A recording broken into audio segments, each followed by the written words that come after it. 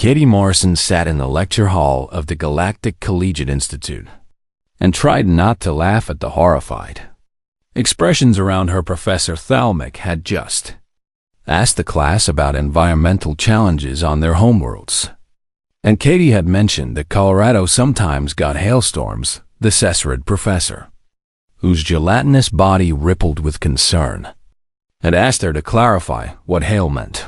"Oh, it's just ice falling from the sky," Katie explained with a casual shrug. "Sometimes the chunks are as big as baseballs and they fall fast enough to dent cars or break windows." The lecture hall erupted in shock, chittering and whistling from 24 alien students. Katie's Illyrian friend, whose feathers were currently puffed up in alarm, leaned over and whispered, "Your planet throws ice rocks at you from the sky?" "Well, yeah, but only during certain storms," Katie said, still not understanding why everyone looked so disturbed. "You just go inside and wait it out." Vexner, a Crithian student whose insectoid features made expressions hard to read, stood up abruptly and said something in his clicking native language before stalking out of the classroom. Katie watched him go with confusion and wondered if she had said something wrong. This wasn't the first time her casual descriptions of Earth had caused reactions like this among her classmates. Last week she had mentioned getting the flu as a child, and the medical students had been horrified that Earth had airborne pathogens that could kill healthy juveniles. When she tried to explain that most kids survived the flu just fine, they had looked at her like she was describing a war zone. Ben Parker, one of the other two humans in the exchange program, caught up with Katie after class and grinned at her. "You traumatized another classroom," he said cheerfully, adjusting his bag full of engineering textbooks. "I heard Vexner practically ran out. I just talked about hail." Katie protested as they walked through the pristine corridors of the station. "It's not that big a deal. To them it is," Ben pointed out. "Remember, most of these species are from what we call paradise worlds, stable climates, no major predators, gentle weather." Katie nodded slowly and thought about the briefing they'd received when joining the exchange program. 8 months ago, humanity had only made contact with the galactic community 8 years earlier, and they were still considered newcomers and primitives by most established species. Earth was classified as a Class 9 death world, the highest danger rating in the galactic catalog. But Katie had always thought that was an exaggeration. Sure, Earth had some dangerous animals and occasional bad weather, but humans had been thriving there for thousands of years. "Hey, did you hear about the field expedition next month?" Ben asked, changing the subject. "Professor Thalmic is taking the whole survival biology class to Talgon for our final practical exam." Katie's eyes lit up with excitement because field work was her favorite part of the program. "That's the moon with the canyon systems, right?" she asked. "Yeah. Supposed to be moderate difficulty terrain," Ben confirmed. Then his expression turned more serious. "But Katie, be careful around Vexner and his friends." "What do you mean?" "I've seen them watching you during labs," Ben said quietly, "and they don't look friendly about it." Katie waved off his concern because she had noticed Vexner's attention but assumed it was just academic rivalry. She consistently scored at the top of their survival biology course, and Vexner had been second place until she arrived. "He's probably just competitive," Katie said. "I would be too if someone new showed up and messed up the class rankings." Ben looked like he wanted to argue, but decided against it, and instead asked if she wanted to grab lunch at the station's human-compatible mess hall. Meanwhile, in a small meeting room 3 levels below, Vexner stood before a holographic display showing Katie's academic records. 3 other students sat around a table, all species from gentle worlds, all falling behind in classes since the humans arrived. "She doesn't belong here," Vexner said in Galactic Common, his mandibles clicking with agitation. The Deathworlders are disrupting the natural order of academic achievement. A Florian student named Cass, whose flower-like petals were tinged with purple frustration, added, "My family has attended this institute for 6 generations and never ranked below 5th in any course. Now I'm 8th, muttered Gran, a Palaxian whose rocky skin seemed duller than usual with stress.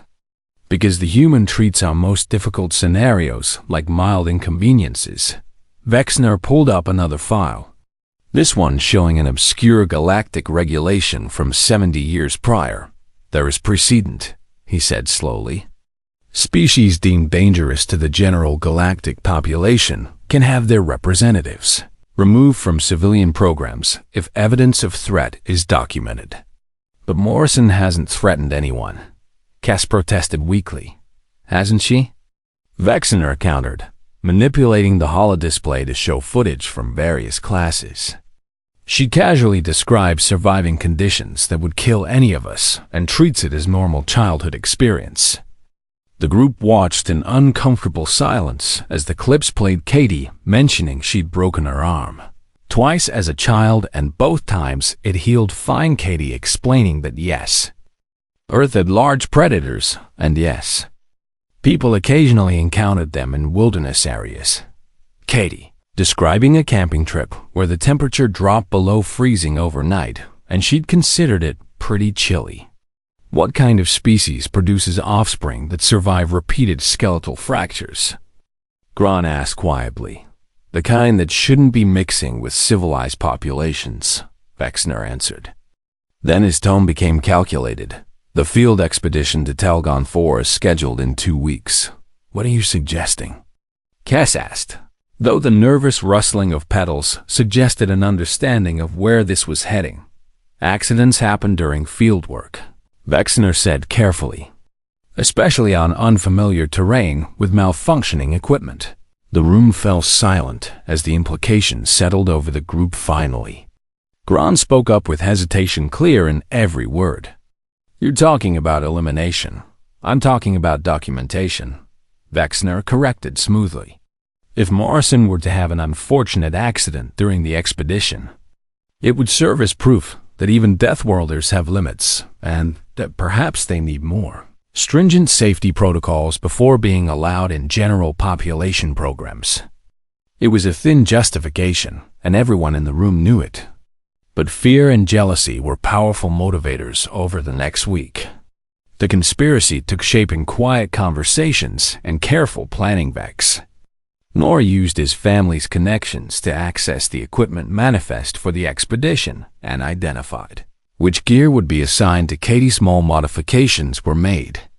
Nothing that would be obvious during standard safety checks, but enough to ensure failures at critical moments. The survey coordinates were altered in the database so Katie would be directed toward an unstable ravine system instead of the intended survey area. Meanwhile, Katie remained blissfully unaware of the danger forming around Hirsch. She spent her time studying geological surveys of Talgon 4, excited about the opportunity to do real field work on an alien world. When Zira expressed worry about the expedition's difficulty rating, Katie had laughed and said it reminded her of weekend hikes back home in the Rockies the day before the expedition. Katie received her equipment assignment and went through her gear carefully, a habit her father had drilled into her during childhood camping. Trips everything seemed fine, and the oxygen monitors showed green across all diagnostics. Ben stopped by her quarters that evening and noticed the packed gear. You ready for tomorrow? He asked. Absolutely, Katie said with a grin. How hard can it be? Those words would come back to haunt her sooner than she could possibly imagine. The transport shuttle descended through Talgon 4's thin atmosphere, and Katie pressed her face against the viewport to get a better look at their destination. The moon's surface was a maze of rocky canyons and rust-colored plateaus that reminded her of pictures she'd seen of Mars. Atmospheric pressure is 63% of galactic standard, Professor Thalmic announced from the front of the shuttle, their gelatinous form secured in a specialized seat. Temperature range during our survey period will fluctuate between -15 and +28 degrees in your measurement system. Several students made distressed sounds at this information Katie noticed. Ben giving her a look that clearly said, "See, they think this is extreme," and she had to suppress a smile. The shuttle touched down on a flat area near the canyon system, and the group began their final equipment checks before disembarking. Katie's oxygen monitor flickered briefly during the May check but stabilized immediately, so she didn't think much of it. The sabotage had been subtle and would only manifest under specific conditions that Vexner had carefully calculated. Professor Thalmak divided the class into survey teams of 2 or 3 students each, assigning different sections of the canyon system to map and catalog. Katie noticed she was the only one assigned to work alone, directed to a deep ravine on the eastern edge of their survey area. "Is it normal for students to survey solo?"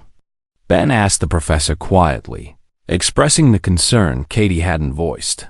"Morrison's academic performance suggests she can handle independent work," Thalmak replied, not noticing the quick glance Vexner exchanged with his co-conspirators. "However, if you're uncomfortable with the assignment..." "No, it's fine," Katie interrupted cheerfully, already checking her gear. "I've done plenty of solo hiking back home." Ben still looked worried but nodded and headed off with his own assigned partner toward the northern canyons. Katie reviewed her survey coordinates one last time and set off toward the eastern ravines, her boots crunching on the rocky soil. The thin atmosphere made breathing feel slightly harder than normal, but nothing her body couldn't compensate for. After a few minutes of adjustment, she activated her communication device and called in her first status report as required every 30 minutes. During field work, Morrison checking in. Entering survey area designated Echo 7. All systems green. What she didn't know was that the coordinates in her database had been altered. Instead of the stable ravine system that Professor Thalmak had selected for mapping, Katie was heading toward a geological fault zone with loose rock formations an hour into her survey. Katie noticed her oxygen monitor acting strangely. The readings would spike and drop randomly. But when she checked her actual air supply, it seemed fine. She made a note to report the malfunction after completing her survey work. The ravine she entered was deeper than expected, with walls rising 30 meters on either side and a floor littered with loose stones and boulders. Katie activated her geological scanner and began taking readings, cataloging rock formations and mineral compositions with focused attention above her position. Perched on the ravine's edge with specialized equipment, Vexner watched through a long-range scope. His face hand hovered over a small remote device that controlled several shaped charges he placed during an earlier unauthorized visit to Talgon 4. "Are you certain about this?" Cass's voice came through his private comm channel from back at base camp. "The Death Worlder needs to learn she's not invincible," Vexner replied coldly. "This will be recorded as a tragic accident caused by unstable geology." He pressed the button before his courage could fail. The charges detonated in sequence and triggered exactly the effect Vexner had calculated: a massive rock slide that came pouring down the ravine. Whilst Katie heard the explosive cracks echoing through the canyon and looked up to see tons of rock cascading toward her position. Training from countless camping trips with her father kicked in immediately, and she ran toward the only shelter. She could see a small cave opening in the ravine wall. She almost made Ida boulder the size of a refrigerator, caught her left arm and slammed her against the cave entrance, the impact driving the air from her lungs and sending white-hot pain shooting through her body. More rocks piled up behind her and sealed the cave entrance, cutting off the light and trapping her in darkness. For several long moments, Katie just lay there, trying to breathe through the pain and assess her situation. Her left arm was definitely broken. She could feel the bone grating when she tried to move it. The ribs felt bruised, but probably not cracked. And she had cuts and scrapes across her face and hands. Where smaller rocks had struck her, the cave-in had destroyed her communication device. She could feel the crushed pieces still attached to her belt. Her oxygen monitor had been smashed completely, and sparks from its broken circuits briefly illuminated the darkness before dying out. Katie took slow, controlled breaths and focused on staying calm the way her mother had taught her during medical emergency training. Panicking would use up oxygen faster and cloud her judgment, neither of which would help her survive. She carefully felt around in the darkness, mapping her immediate surroundings by touch. Cave extended back beyond where she lay, and she could feel a slight air current moving through it, which meant there might be another opening somewhere. Her survival pack was still attached to her belt, though partially crushed by the rocks. Using her good right hand, Katie managed to extract a small emergency light and activated it. Pale glow revealed she was in a natural cave system that stretched back into the rock face, with rough walls covered in some kind of mineral deposit that sparkled faintly in the light on the surface. Chaos had erupted at the base camp. Vex now arrived back just minutes after triggering the rock slide, his expression carefully arranged into shock and concern. "Professor Thalmec," he called out urgently. "I was doing elevated observations of the Western Canyon when I saw a massive rock slide in the eastern sector." The professor's form rippled with alarm, and they immediately tried to contact Katie through the communication network. Static was the only response. Where exactly was the slide? Thalmec demanded, pulling up a map of the survey areas. Venner pointed to Katie's assigned location and watched as the professor's coloring shifted to a pale, distressed hue. "Morrison was surveying that ravine," Thalmec said. "Already mobilizing emergency protocols. All students return to base camp immediately. We have a crisis situation." Ben came running back from his survey area, his face pale with worry. "What happened? Where's Katie?" "There's been an accident," Professor Thalmec explained, their voice strained. "A rock slide in the eastern ravines." Ben's expression shifted from worry to horror and then to suspicion as he noticed Vexnor standing nearby with 3 other students, all of whom had returned to camp remarkably quickly. "How convenient that you saw it happen," Ben said slowly. His eyes locked on the Crithian. "I was performing elevated observations." Vexner repeated his prepared excuse. "Right?" Ben said flatly, not believing a word but unable to prove anything yet. The rescue protocols began immediately, but with frustrating slouched out in Four's thin atmosphere, and rough terrain meant they couldn't just fly a shuttle over and scan for life signs. The ravines blocked most sensor readings. A ground team would need to be assembled, and the unstable rock would make any rescue attempt dangerous. Professor Thalmec consulted with the shuttle pilot and station authorities, and the consensus was grim. In those conditions, with that much rock displacement, survival probability is less than 3%, the pilot reported. Even for a healthy individual, the impact trauma alone would likely be fatal. "She's human," Ben insisted desperately. "You don't understand. They're tougher than what?" The pilot interrupted gently. "The reports say humans have similar physiological fragility to most carbon-based species." Ben wanted to argue, but he'd only known Katie for 8 months and didn't actually know how much punishment a human body could endure. Galactic protocols for field accidents were clear and designed around species.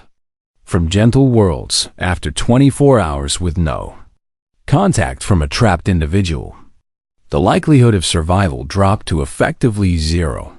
They would conduct a recovery operation rather than a rescue, searching for remains to return to Katie's family back on Earth in the sealed cave. Katie had no idea about the timeline working against Hurst.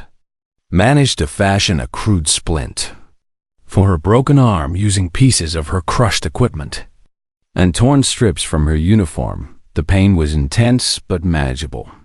Though she knew infection was a serious risk without proper medical treatment, her emergency supplies included water purification tablets, a basic first aid kit, and high-energy ration bars designed to be compatible with human metabolism. Katie rationed everything carefully, knowing she might be trapped for days before rescue arrived. What she didn't know was that no one was coming to rescue her above ground. A memorial service was already being planned. 3 days had passed since the rock slide, and Katie Morrison was still very much alive. She sat in the deeper section of the cave system, carefully examining a small creature she'd caught using a trap made from her broken equipment. The thing looked like a cross between a salamander and a shrimp, with bioluminescent patches along its body that provided most of the light in the light. Katie had been watching these creatures for 2 days, studying their behavior and food sources before deciding whether they were safe to eat. Growing up in Colorado with a wilderness survival instructor for a father had taught her that patience kept you alive while desperation got you killed. Her broken arm throbbed constantly despite the makeshift splint, but she'd managed to keep the swelling down using cold water from an underground stream she discovered on day 2. The cuts on her face and hands were healing cleanly, which she attributed to the antibacterial ointment from her first aid kit and the fact that she did sterilized everything with fire from her emergency lights battery. That trick had nearly depleted her light source, but Katie had discovered the bioluminescent creatures could be kept alive in a small container and used as a sustainable light bin. Conducting survival biology field research for years and knew how to work with what nature provided. The cave creature in her hand seemed docile enough, and she'd observed it eating the same algae-like growth that covered the cave walls, which suggested a herbivore digestive system. Katie had already tested the algae itself by rubbing a small amount on her skin to check for reactions, then touching it to her lips, then eating a tiny portion and waiting 12 hours. No adverse effects so far, which meant the local ecosystem was at least partially compatible with human biology now. She needed protein, and the little salamander shrimp things were abundant. Throughout the cave system, Katie dispatched the creature quickly and humanely, the way her father had taught her when hunting. Then used a piece of sharp rock to prepare it for cooking. She managed to create a small fire using dried plant material from the cave entrance, her light battery, and careful oxygen management.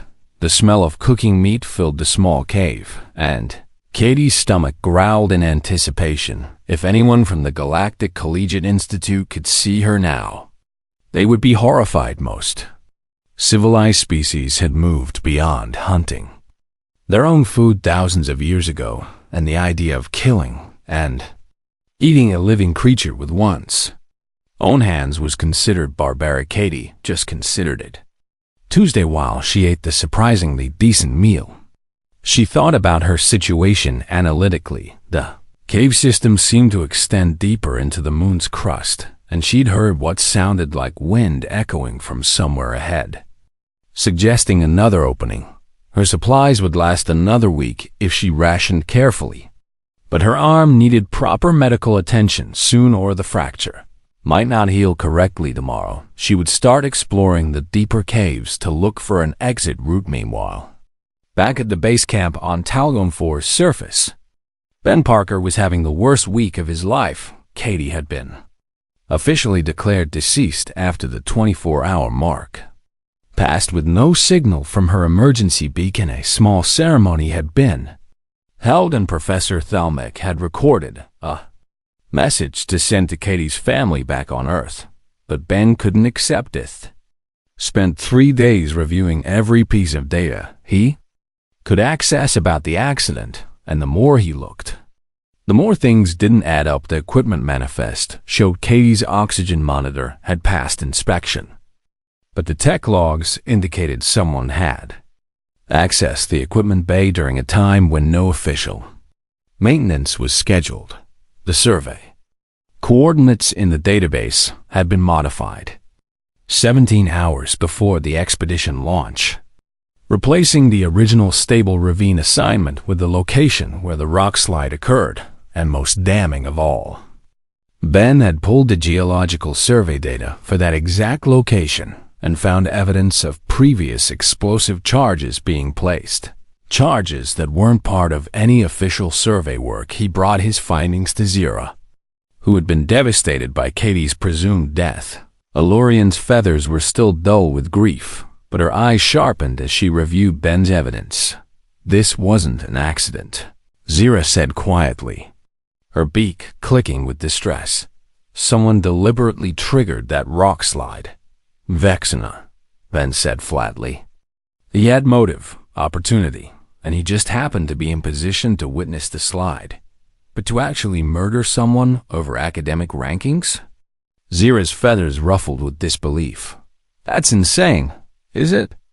Ben countered, pulling up footage from the past semester. Look at this. Every time Katie mentioned something about Earth, Vexaner reacted badly. They watched clips of Vexaner leaving lectures, his agitated body language during labs, and several conversations with other students where he gestured toward Katie with obvious hostility. We need to take this to Professor Thalmic, Zira decided. But when they approached the professor with their evidence, they found Vexaner already there with Kess and Gron, all three looking nervous. I need to report an irregularity, Vexaner was saying to Thalmic, his mandibles twitching. I believe I may have witnessed. You witnessed yourself committing murder, Ben interrupted loudly, striding into the professor's office with Zira close behind. We have evidence that you sabotaged Katie's equipment and triggered the rock slide. Vexaner spun around, and his compound eyes reflected genuine fear for a moment before hardening with defiance. That's a serious accusation, he said coldly. Do you have proof?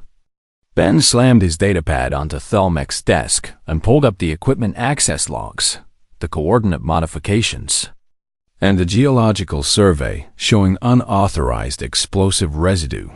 Enough proof to get station security involved, Ben said. And they'll find more once they start digging, Professor. Thalmic's form darkened to an angry purple as they reviewed the evidence, their gelatinous body roiling with fury. Explain this, the professor demanded, turning to Vexnor before Vexnor could answer. Kesh suddenly spoke up with her petals trembling. It was my idea, she said miserably. I suggested we needed to do something about the humans disrupting the academic rankings, but I'm the one who planned it. Gron added heavily, his rocky features sagging with guilt. I accessed the equipment bay, and I triggered the charges. Vexner finished, his defiance crumbling. We believed that Deathworlders were dangerous and needed to be removed from civilian programs. The confession hung in the air. Like a physical weight, Professor Thalmic immediately activated their communication device and contacted station security. I'm reporting a murder conspiracy involving 3 of my students, they said grimly. Secure them immediately. Within an hour, security personnel arrived and took Vexna, Kess, and Gron into custody. The investigation expanded rapidly as more evidence came to light, and the full scope of the conspiracy became clear. News of the attempted murder spread through the Galactic Collegiate Institute like wildfire and reached the broader galactic community. Within hours, a human student had been deliberately targeted and killed by classmates who viewed her species as a threat. The political implications were enormous. Humanity had only been part of the galactic community for 8 years and was still trying to establish itself as a civilized, trustworthy species. This incident could set back human-alien relations by decades. The Galactic Council dispatched representatives to investigate and determine whether humans were indeed too dangerous to participate in standard educational programs. Meanwhile, deep in the caves of Talgum 4, Katie had no idea that she'd become the center of an interstellar incident. Spent the day exploring deeper into the cave system and had found what she was looking for: a narrow chimney that angled upward through the rock. It looked climbable, barely, though attempting it with a broken arm was going to be agony. But Katie had made her decision. She wasn't going to die in a cave on some random alien moon. Her father had taught her that survivors were people who kept moving forward even when every instinct screamed to give up. Her mother had taught her that pain was temporary and could be managed with focus and determination. Katie had both lessons burned into her very bones by a childhood spent in one of Earth's harsher environments. She gathered her limited supplies, created a rope from strips of her uniform and tough cave plants she'd found, and prepared for the climb. Before starting, she took a piece of sharp rock and carefully carved a message into the cave wall. Katie Morrison was here, and she didn't die easy. Then she looked up at the narrow chimney stretching into darkness above and started climbing on the surface. The rescue team was being assembled with new orders. Ben had convinced the authorities that even if Katie hadn't survived the initial rock slide, they owed it to her and to Earth to recover her body. The advanced scanners were being deployed, cutting through the interference that the ravines created. Nobody expected to find life signs. Nobody was prepared for what the scanners actually detected. "I'm reading a heat signature," the shuttle pilot said with confusion in his voice. "Faint, but definitely there. Moving through the subsurface cave system." "That's impossible," one of the security officers said. "It's been 6 days.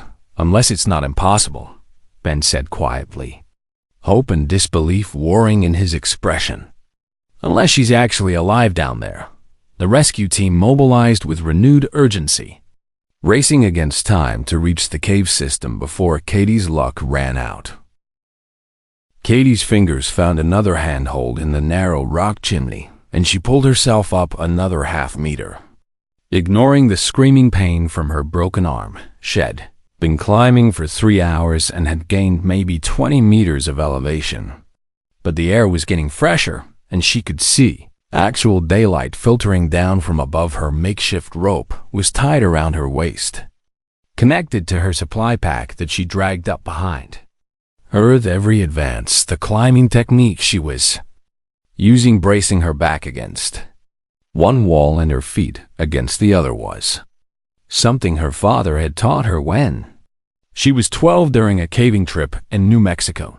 Chimney climbing is 90% technique and 10% ignoring your body's complaints, he'd said while demonstrating the proper form. Katie wished he could see her now, putting those lessons to use on an alien moon. Her left arm was useless for climbing, but she'd figured out how to wedge it against the rock wall for stability while using her right arm and legs for the actual movement. Blood from her reopened cuts made the rocks slippery, and she had to be extra careful with each placement.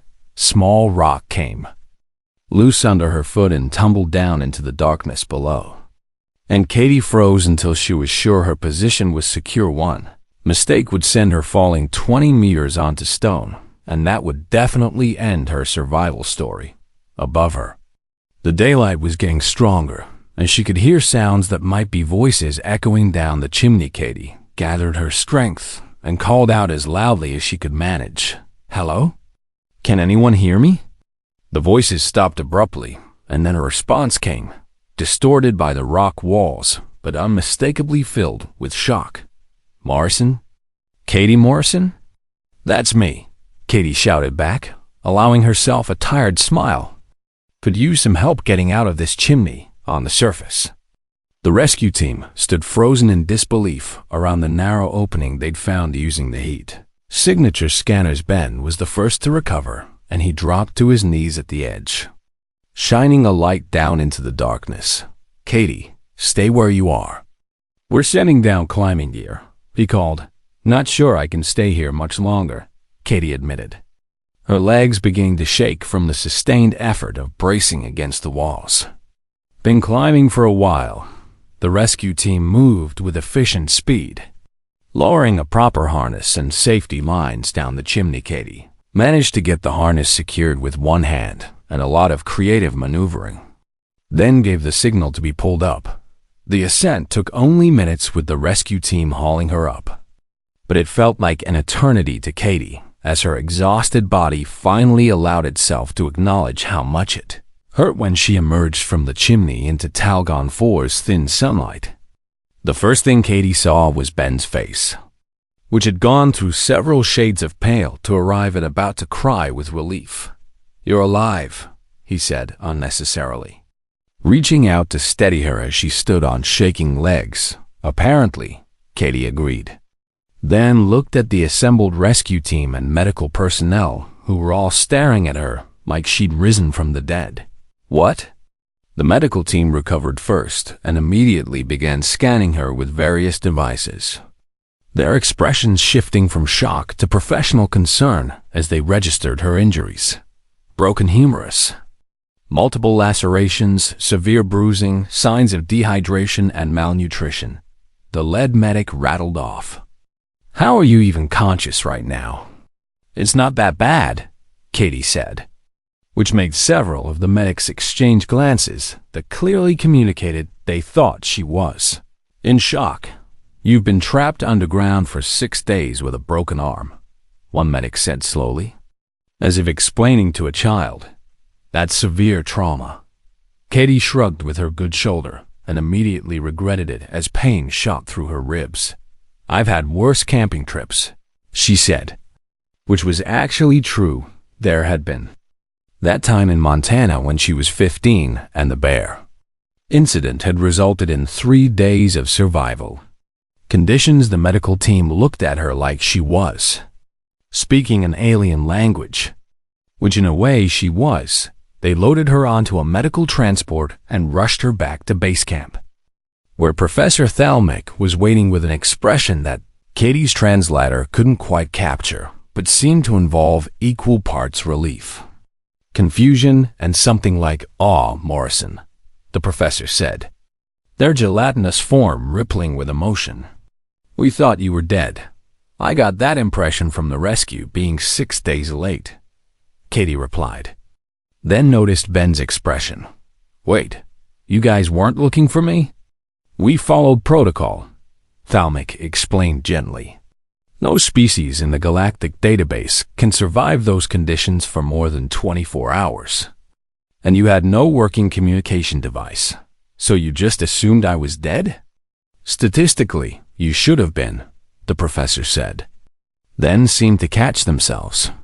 "I mean, we're extraordinarily grateful that you survived. But this raises significant questions about human physiology." Those questions only multiplied when Katie arrived at the medical facility, and the doctors got a full picture of what she'd endured. The fact that she'd set her own broken arm without anesthesia shocked them. The revelation that she'd been hunting and eating local cave fauna horrified them. Learning that she'd climbed 20 meters up a narrow chimney with said broken arm left them speechless. Most species would be catatonic from pain and trauma, one doctor finally said. "You're telling jokes and asking about your survey data. Is the data corrupted?" Katie asked with genuine concern. "I got some really interesting readings on the cave ecosystem before the rock slide." The medical staff just stared at Herbin, who had refused to leave Katie's side since the rescue, finally explained what had happened while she was trapped. The sabotage, the conspiracy, the arrests of Vexner and his accomplices, the galactic investigation into whether humans were too dangerous for civilian programs. Katie listened to all of this with a growing expression of disbelief. "They tried to kill me because I was getting better grades?" she asked incredulously. "They were afraid of you," Ben said quietly. "Afraid of what humans represent. That's the stupidest thing I've ever heard," Katie said flatly. wincing as a medic applied something cold to her cuts. "I never threatened anyone. You didn't have to," Professor Thalmek said, having followed them to the medical facility. "Your very existence as a human from a Class 9 Death world challenges the assumptions most galactic species have about survival and strength." Katie thought about this while the medical team continued their work, eventually putting her arm in a proper cast and treating her various injuries. The more she learned about galactic civilization, the more she realized how sheltered most species were. They came from worlds where the environment didn't actively try to kill them, where childhood meant safety and comfort, where broken bones were rare medical emergencies rather than inconvenient setbacks. Earth had forged humans in a crucible of predators, diseases, extreme weather, and 1,000 other dangers. Every human alive was a descendant of survivors who had outlasted everything their planet threw at them. Katie had never thought of herself as particularly tough or special. She was just a biology student who liked camping and field work, but to species from gentle worlds, she must seem like something from a nightmare, a creature that could survive being buried alive, broken and bleeding, in total darkness for 6 days, and emerge cracking jokes about the experience. "What's going to happen to Vexner and the others?" Katie asked after a long silence. "They're facing murder conspiracy charges," Thalmek said. "The Galactic Council is treating this as a serious diplomatic incident. They didn't actually murder me, though," Katie pointed out, "through no fault of their own," Ben said with an edge to his voice. "They tried, Katie. They genuinely tried to kill you." The weight of that settled over the room, and Katie felt something cold form in her stomach. 3 students had been so afraid of her that they'd planned her death, sabotaged her equipment, and triggered a rock slide to bury her alive, not because she'd threatened them or done anything wrong, but simply because she existed and made them feel inadequate. "I want to talk to them," Katie said suddenly. "That's not advisable," Professor Thalmek began. But Katie cut them off. "I survived their murder attempt," she said firmly. "I think I've earned the right to look them in the eye and ask them why." The professor hesitated, then nodded slowly. "I'll arrange it," they said. "But Katie, be careful what you say. This is still an active investigation." 2 days later, after Katie had been cleared by medical staff and gotten some real rest, she stood in a conference room facing Vexnor. Kess and Grant, 3 conspirators, were in custody, but had been allowed this meeting at Katie's requests. Security personnel stood at the edges of the room, and everything was being recorded. Vexner looked at Katie with an expression she couldn't quite read: shame, fear, and something that might have been confusion, all mixed together. "You shouldn't be alive," he said finally. "Yeah, I got that impression from the whole murder plot thing," Katie replied dryly. "No, you don't understand," Vexner continued, his mandibles clicking with agitation. "The conditions you survived, the injuries, the isolation, the lack of resources, any of us would have died within hours." "Well, I'm not any of you," Katie said simply. "Exactly," Grant spoke up, his rocky features heavy with misery. "That's what terrified us." Katie looked at the 3 of them and felt something shift in her understanding. They hadn't hated her personality, been afraid of what she represented.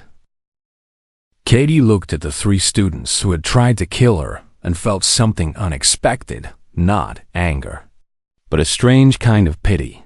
"Here's what I don't think you understand," she said slowly, choosing her words with care. "Earth made us tough because it had to, not because we wanted to be warriors or conquerors."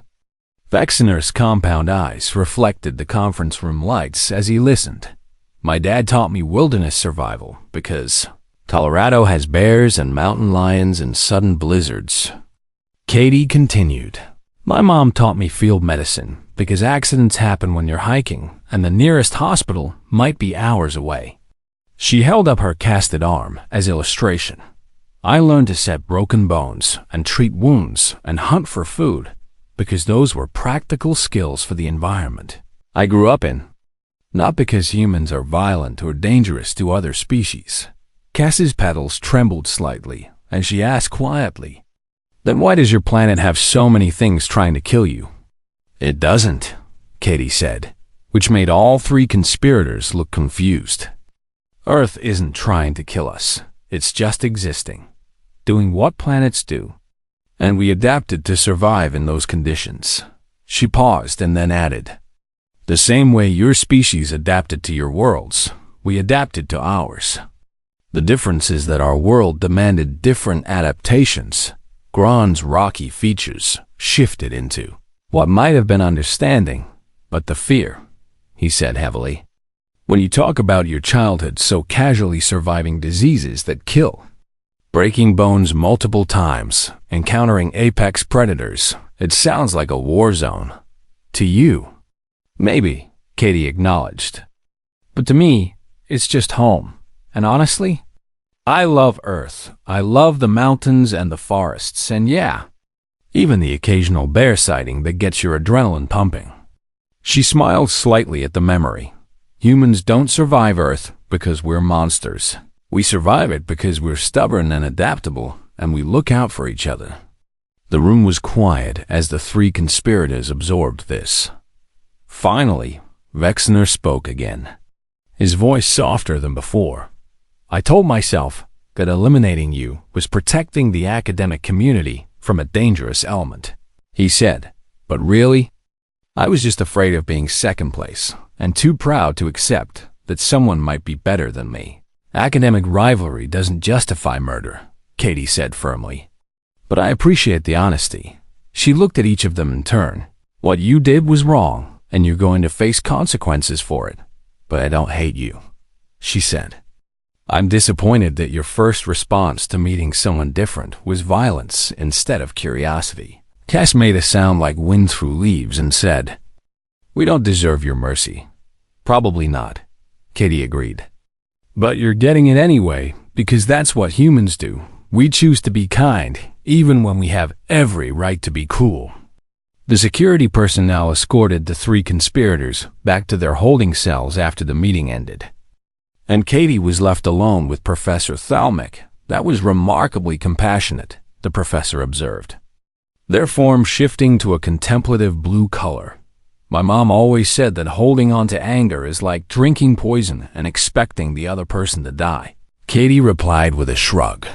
"Still, the Galactic Council is taking this incident very seriously," Thalmic said. "There's a real possibility they'll restrict human participation in civilian programs." Katie's expression hardened at that. "Because 3 students got jealous and violent?" she asked. "That's not fair to other humans who want to study and learn."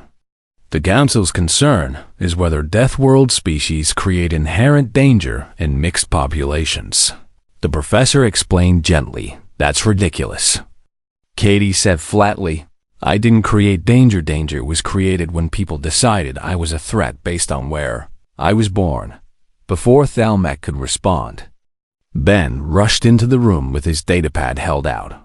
"Katie, you need to see this," he said urgently. "It's gone viral across the entire galactic network." The datapad showed footage from Katie's rescue, her emerging from the cave chimney, bloody and injured, but walking under her own power. Making jokes with the medical team below it were thousands of comments from species across the galaxy, and the reactions were mixed. Some expressed horror at human durability and called for restrictions, but many more were expressing fascination, admiration, and a desire to learn more about the species that could survive what Katie had endured. "There are 17 universities requesting human exchange students now," Ben said with barely contained excitement. "And look at this, a medical research facility wants to study human healing factors. A survival training academy wants to hire human instructors." Katie scrolled through the responses and felt something warm bloom in her chest. "They're not afraid," she said wonderingly. "Some are," Ben admitted. but more curious, and that's better than fear. Over the next week, the galactic response to Katie's survival story evolved in unexpected ways.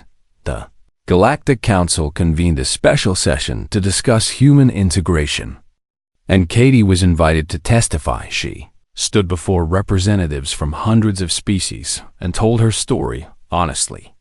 The rock slide, the survival, the climb, and her conversation with the conspirators. When she finished, a Sessured counselor asked, "Do you believe your species poses a danger to galactic civilization?" Katie thought about the question carefully before answering. "I think humans have the capacity for danger, the same way every species does," she said. "But we also have the capacity for compassion, cooperation, and choosing mercy over revenge." She gestured to her casted arm. "I could have demanded the harshest punishment for the students who tried to kill me, but instead I chose to try to understand why they did it. Because understanding prevents future violence better than revenge does." Another counselor, this one from a species Katie didn't recognize, spoke up. "Your world forged you in harsh conditions," they said. "How do we know humans won't use that strength to dominate gentler species?"